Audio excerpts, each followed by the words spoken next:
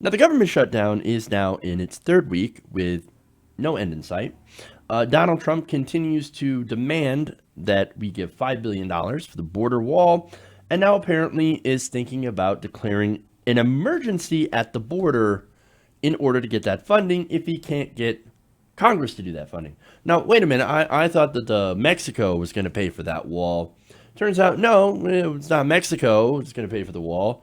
Well, if it's not Mexico, then it comes from Congress. Well, if Congress doesn't want to pay for the wall, or at least votes not to pay for the wall in order to fund the government, well, he's got to find that money somewhere. And God forbid it comes from him. Of course not. Well, you think he's going to pay $5 billion dollars for the wall? Forget about the fundraiser, too. That fundraiser, it's got 11, 15 million, something like that.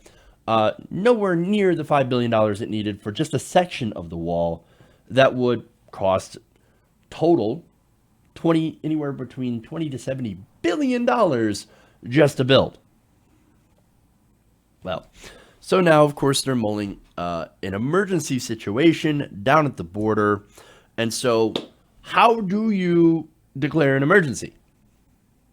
Apparently you make things up, especially since there is no actual reason for an emergency at the border. Now, recently, President Trump, Sarah Huckabee Sanders, and Homeland Security Director Kirstjen Nielsen have been pushing a lie in which thousands of terrorists are coming into the United States through the Mexican border, the southern border. Now, recently, Sarah Huckabee Sanders had said that, pushed that lie, and was rebuked on Fox News over the weekend. I want to show you that because it's kind of awesome. Let's take a look. The president talks about terrorists potentially coming across the border. And here is Secretary of Homeland Security Nielsen. Take a look. CBP has stopped over 3,000 what we call special interest aliens trying to come into the country on the southern border. Those are aliens who the intel community has identified are of concern. But special interest aliens are just people who come from countries that have ever produced a terrorist. They're not terrorists themselves, and the State Department says that there is, quote, their words, no credible evidence of any terrorists coming across the border from Mexico. We know that roughly nearly 4,000 known or suspected terrorists come into our country illegally, and we know that our most vulnerable point of entry is at our southern border. I know this statistic. I didn't know if you were going to use it, but I studied up on this. Do you know where those 4,000 people come, or where they're captured? Airports. Not always, but certainly a large number. The State Department says there hasn't been any terrorists that they found coming across the southern border from Mexico. It's by air, it's by land, and it's by... Okay, that's awesome. A special interest alien, by the way.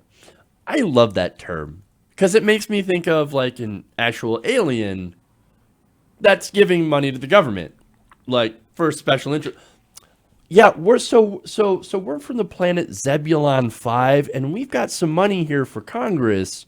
If you guys make sure to dig more fossil fuels and then sell it to us. That's a special interest alien to me. But apparently, we don't have the same definition. So, okay, we're having fun here. But as far as Sarah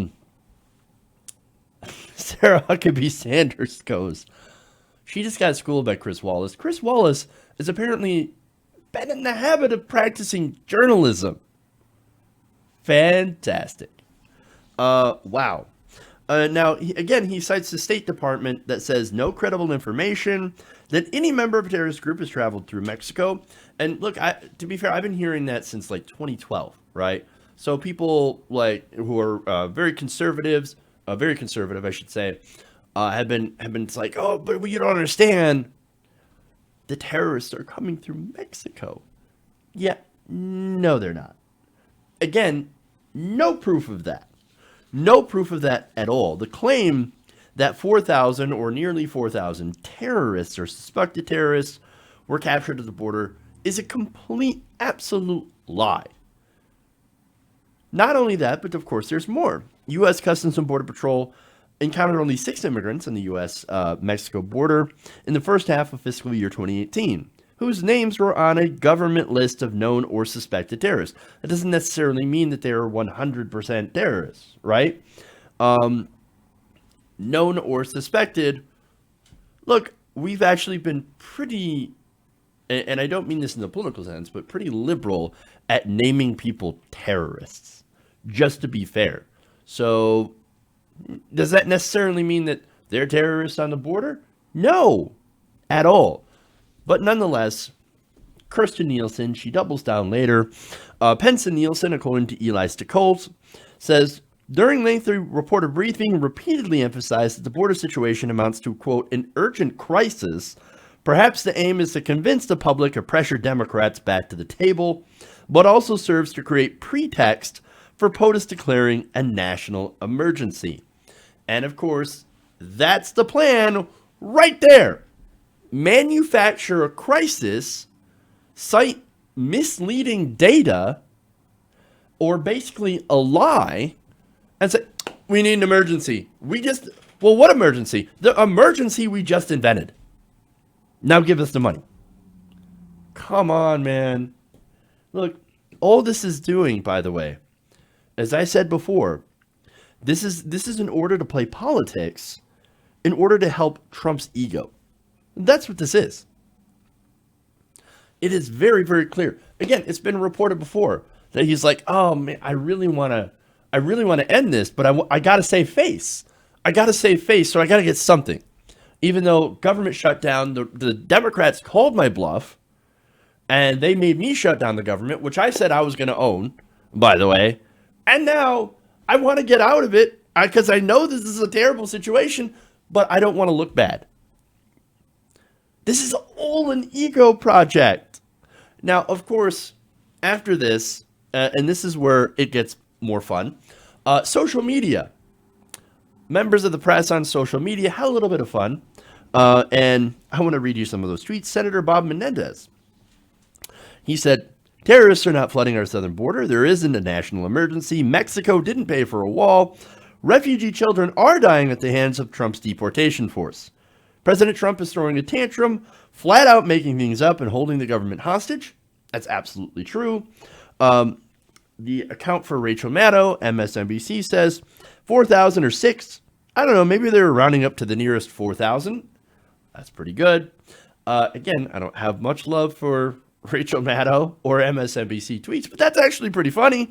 I don't know if I also have any love for Kurt Eichenwald, but he said, and that's what it's and what it's really all about. There is no sudden crisis at the border. That is why the Trumpers keep lying about terrorists. There is a crisis for Trump's ego. He started a fight to get cheers from Fox, Limbaugh, and Coulter with no idea how to get out. Ego is all. And he's absolutely correct. That is good analysis. Because again, Trump was more than willing to make a deal with the Democrats until he got criticized by Rush Limbaugh and Ann Coulter. Well, congratulations. You let those people who are pretty irrelevant push you around into a corner in which you cannot escape. Congratulations, dumbass. There's more. Rebecca Ballhaus, she tweets out, during a private meeting with aides at Camp David on Sunday, and this, of course, goes back to how this is ego, how he's trying to save face.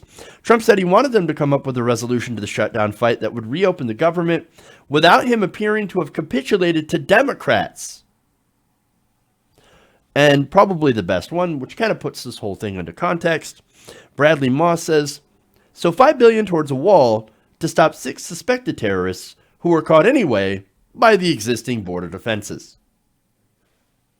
That's awesome. That is such a perfect encapsulation of what's going on. So wait, why do we need billions of dollars for a border wall to catch the people that we've already caught? It seems like we've got pretty good border security as it is. And of course we do.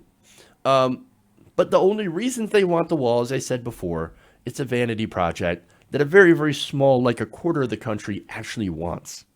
It's ridiculous. Now, afterwards, of course, that backlash, and again, we were having fun, you did have a correction from White House counselor Kellyanne Conway. Now, she went on Fox News last night and on Laura Ingram's show, and Ingram asked Conway about the numbers that on Fox News, asking if, quote, not getting these basic facts right hurts the credibility of the White House. Now, I love the idea that the White House still has any sort of credibility, especially when it comes to factual information. Now, Conway did admit that, well, look, Sarah Sanders kind of conflated some statistics on illegal immigration at the southern border. But, of course, didn't get into much detail. And, of course, Laura Ingram's like, oh, yeah, but, it's fine. Everything's fine. It's just the Democrats that are attacking anyway. So she then threw in drugs, gang members, and crimes. I mean, we still have all that. So, I mean, we still have drugs coming in. And here's what's funny about that. You want to call out Sarah Huckabee Sanders, okay, that's fine, right? And say that she conflated. Well, you also have Kirstjen Nielsen, who conflated and doubled down. And then you also had Vice President Mike Pence, who also doubled down. So they all are pushing this lie willfully. And then later on have Kellyanne Conway say, oh, that was a little bit of a conflation, but, Now, you want to talk about facts. You want to talk about what's really going on. Terrorism, right? Again, only 6 suspected terrorists were found crossing the border. As far as the gangs and drugs go, let me tell you, a wall's not going to stop that. A wall's not going to stop drugs. I mean, are you kidding me? Have you heard of narco subs? Have you heard of all the other places that they can use to get around the wall? Come on, man. A wall isn't going to stop anything. It's a dumb idea that will not work and a waste of money that doesn't actually solve our actual problems. But I tell you what it is. As I mentioned before, as I keep having to repeat myself, this is a vanity project by somebody who is desperate to get his name on something and to actually get something done that doesn't just benefit the rich. Hey guys, hopefully you enjoyed that free video. Now I'm going to have to ask you a favor. Between the demonetization and the YouTube algorithm messing around with view counts, etc., we're having a hard time adjusting to the new YouTube reality, which is where you guys come in.